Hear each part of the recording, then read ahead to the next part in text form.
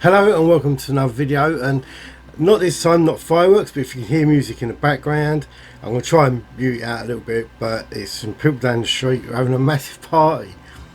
They have so much more interesting life than me.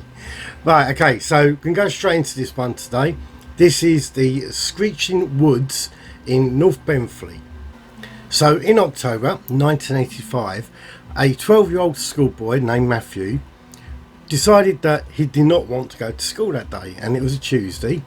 So knowing his family lived around the North Benfleet and Rayleigh area, he didn't think it was safe to hang around the shops or anything like that, so he decided to go and walk down to a place called Kingsley Wood. Now Kingsley Wood has also been known as Screeching Boy Wood, not the same as the Screaming Woods down in Pluckley, but the Screeching Woods. So the lad decides that is where he's going to hang out for the day, and he walks down there. Now, let's be honest, where these woods are, Kingsley Woods, over the years, now we're talking a few hundred years here, they are the last remaining ancient woodland in Rayleigh, and the 127 has cut right away through them. Now when you look back at ancient maps, you can see that Kingsley Wood spreads a larger area, and this story has been quite hard to pin down exactly where all this is meant to take place. I do know where this one with this lad, where he was. So he had actually walked down from the Rayleigh Weir and through a housing estate and into the woods that way. Now you go through a set of gardens and then into Kingsley Woods, so it's a bit of a footpath into it, and that is where he decided to spend the day. He was actually looking for conkers and chestnuts that grow in that wood.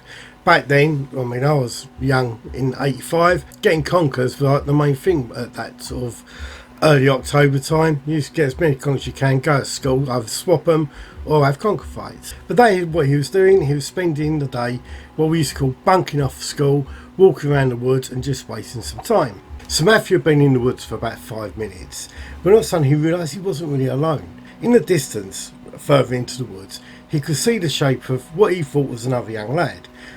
Curiosity, he walked down there, and yeah, it was. There's a young lad sitting around by the tree. Matthew walked up to him and went, "What are you doing here?" He said that the boy spoke in broken English, and he wasn't sure if it's English or French or something like that. He said, "No, you're a young lad, you don't really know all those languages back then," but he just thought, no, he wasn't an English person, and he was trying to have a conversation with him, and he was using a lot of symbols, but finally the lad sort of cottoned on to what he was speaking about, and they understood each other. And what Matthew was saying was that he was there looking for conkers, and the boy showed him some conkers and pointed to a tree, and Matthew looked up at the tree, and it was full of all these conkers up in the tree.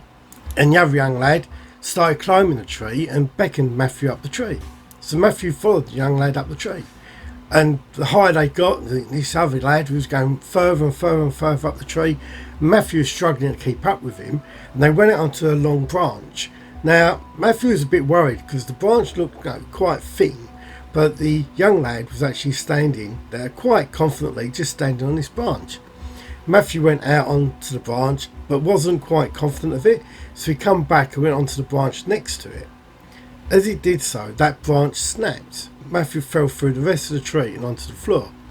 Unfortunately, he broke his leg and he broke his arm. He didn't know that at the time, but he was just in a lot of pain. And Matthew turns around to call up to the boy that was up in the tree, and the boy wasn't there. Matthew's looking around the rest of the wood to see where the boy could have gone. He thought, did he jump down, or did he come down and he's run off to get help? He's looking around the wood and he couldn't see him anywhere. This left Matthew in a bit of a sticky situation. He's laying there with a broken leg and a broken arm, and he's playing hooky from school. He's in the middle of a wood. No one else knows he is there, and the only person who does know him there has disappeared. So after a few minutes, Matthew decided that the only way he was going to get out of the situation was to drag himself out of the woods himself. It took him over an hour to drag himself out of the woods, and he got to the entrance where the houses start again, and he started shouting out, and the lady come out and got an ambulance and got him all sorted, and he had to explain to his parents why he went to school, and the school had explained to the school why he was there, and it was all loads of complications going on. But Matthew couldn't help thinking that he had been abandoned by this young lad. And it kept in his mind all the time that maybe he was also playing hooky from school. Matthew fell and he thought he would do a runner, didn't want to get into trouble. Which I guess back then as a young lad, probably quite reasonable. Not nice, but reasonable. But a few months went past and Matthew went back to the woods with his friends. His leg had mended, he wasn't in the greatest of fitness. It was moving into the Christmas period and it was like a nice frozen ground, quite hard. But him and his friends decided they would go for a walk through the woods. Matthew and his friends had been there for about half an hour. Matthew was sitting there and he looked up and he could see the young lad again. But bizarrely, the young lad is wearing the same clothes he see the day Matthew fell out the tree. And again, Matthew sort of beckoned over to the boy, and the boy come over to him, no recollection of what had happened or anything like that. And the boy again couldn't really talk. What he said was proper English. Matthew in the past had talked about this young boy, and he turned round and called his friends over, said, "Look, here he is, he's that," and he turned around and he'd gone. There's no way this time that boy could have just disappeared. He was literally up against a line of trees that he could not go into the back of. He had to go past Matthew to move away. This really scared Matthew. You know, you're a young lad and something like this has happened right in front of him. It scared him. He turned around and just shot back over to his friends saying that this boy's disappeared, and his friends are laughing at him, joking at him. But he stayed with him over a number of years. And then later on, he found a story that made sense to him. And this is the story that we're going to look at now, and a few other instances of this young lad being seen. So the story goes, in 1847, a young lad, or farmhand, was working on the land with a ploughman just at the back of this area.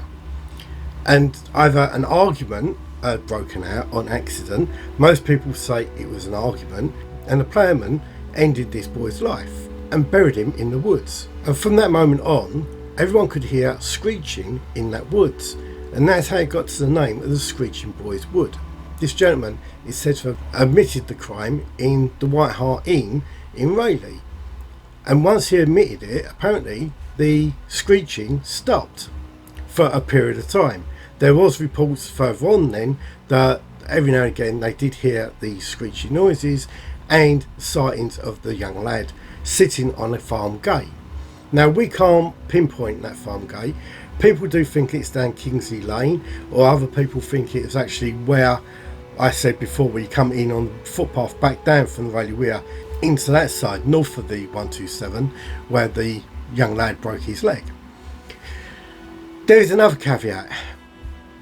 So other people think this happened a lot earlier in 1759, and it's a little bit more a grosser story. And this time a woodsman had a young helper, and they were in the woods and cutting the trees down, and apparently the young lad wasn't working hard enough, and out of anger the woodman left the boy with no head, gathered the parts up, hollowed out a tree trunk, shoved him in the tree trunk and buried the tree trunk. And that boy is meant to haunt the gateway or sit on a gate to Screeching Boys Wood. And ever since then, the screeching could be heard of that boy in the woods. And again, that's how it became known as the Screeching Boys Wood. Now, interestingly, I did notice that there is actually a story in the Essex Ghost Guide on this, and it does state that years later in the 19th century, people went back to visit this to check on the story, and they said, lo and behold, as they approached Screeching Boys Wood, they saw a young lad sitting on the gate screeching and screaming out to them, and that was meant to have backed up this report. Over the years, a few other people have come forward with older tales of what their ideas were of what caused this and how it got its name. But what we do know, that somebody was charged of murder in that area. Now, looking back at some details, I think it's Fenton Hall, which is just a little bit north of that wood area. Is that too far out? But then, looking at the older maps, all that land was just one set of land. It's only since we started building major roads and housing estates through it, it's been broken up. So it's quite likely all that land may have been joined together. So 2 miles away from where the crime may have happened to where the farm was, it's quite a possibility with that size of land and estate. But this boy is meant to haunt that land. In 1995, 2 dog walkers are walking through the wood when one of them catches a glimpse of a young boy walking through the woods. And he points out to his friend that there's a young lad up there walking, and their friend turns around and looks and can't see the boy. And he points out, he goes, oh, there he is, he's walking through the woods up there, he's walking past that tree right there. And the other person's looking, going, I can't see him, I can't see him. Then the second person's dog starts growling and starts pulling up towards where this lad is. And this sort of made his friend laugh and went, told you, there's someone up there. The dog is pulling up into the trees. And so much so, he followed him up there because now he was curious that he can't see this lad and his friend can. And he's pulled him up the bankment of where these trees are. His friend's following him, and they get to the top, and the first gentleman who see the boy originally turned around and went, there he is. And he was about 10-15 yards in front of them, which is not far, but can be far if you're in the middle of quite a dense wooded area. This dog is now standing there, barking and growling at where this boy is. But the second gentleman can't see him. He can't see what his dog is barking at. And he's looking at his friend going, I can't see anybody. I can't see anybody. And you think maybe being blocked by trees, moving his head around. And all of a sudden, his friend's face just went pow. This is the first gentleman who see it. His face went pow. He went, he's disappeared. He goes, well, where'd he go? He goes, no, he disappeared. The dog whimpered and moved back towards its owner. Both of the friends looked at each other, huffed it off. Walking back, they turn to each other and go, I think that was a ghost. Was that the Screeching Boy ghost? They're local, they knew the history of the area. Now, instances like this have happened over the last 100 years. Little reports of this still keep coming up. We've got another one that I won't say it was recent, but it was 2002. So in my mind, that is not long ago at all. 1990s is not really long ago, but 2002 is in my recent memory anyway. I'm getting older, but it does feel like it was only yesterday. So in 2002, 2 workmen are working late at night and they're driving home and they're going along the 127. They get a puncture about 400 yards before the Raleigh Weir. Now, unfortunately, they didn't have any spare tyre on them, but Raleigh Weir's just up the road and there's garages up there, and they thought they could walk up there and get a lift or get help in some form. They get out of the car and they walk up the bank. Now, the slip road, or I say not slip road, there's a footpath that runs along that area, but it actually backs onto the Screaming Boys Wood, Kingsley Wood. They're walking along that footpath up towards the Raleigh Weir. And again, this is dark. Now, this is the winter months. When one of the guys notices someone walking in the woods next to them, he could see like this white shirt just flickering between the woods as they're going. Headlights of the cars coming the other way on the 127 were highlighting some of the trees, and it was reflecting onto this boy's white shirt. He stops and grabs hold of his friend and goes, there's something in the woods. There's something in the woods. They're sitting there and they're looking. Now they go a little bit closer onto the bank of the wooded area, and they can't see anything. And they turn back to look down the footpath. And right in front of them is this young lad who screamed, or using the real terms here, screeched right in their faces and then vanished. What they describe him as, ironically, something I do remember reading the report. Do you remember Adventures of Huckleberry Finn, Tom Sawyer and Huckleberry Finn? They describe him as looking like Huckleberry Finn, but not wearing sort of the denim overalls. They said it's more like a cloth overall he had on him. He had a white shirt, he had sort of blonde scruffy hair, and he looked like really unkempt. But then he just opened his mouth and screeched in front of them. And they said as he'd done that, his eyes were just like deep black eyes. They said there was like no life in his eyes at all. scared the life out of these workmen, and they both run all the way back up to the Rayleigh Weir. Before they got to the end of it, they stopped, they caught their breath, and again the boy appeared right in front of them and screamed right in their faces and disappeared again. If I'd heard this story without knowing the rest of it and the context of it, I would have maybe thought it was a joke or just a one-off ghost story. But we're now linking all these together that have a similar tale. Now, going back to the first story, when Matthew said he couldn't understand the boy, if this boy was from the 1750s, the English language was different back then. He wouldn't have understood every word that boy was saying. That boy would not have understood every word Matthew was saying.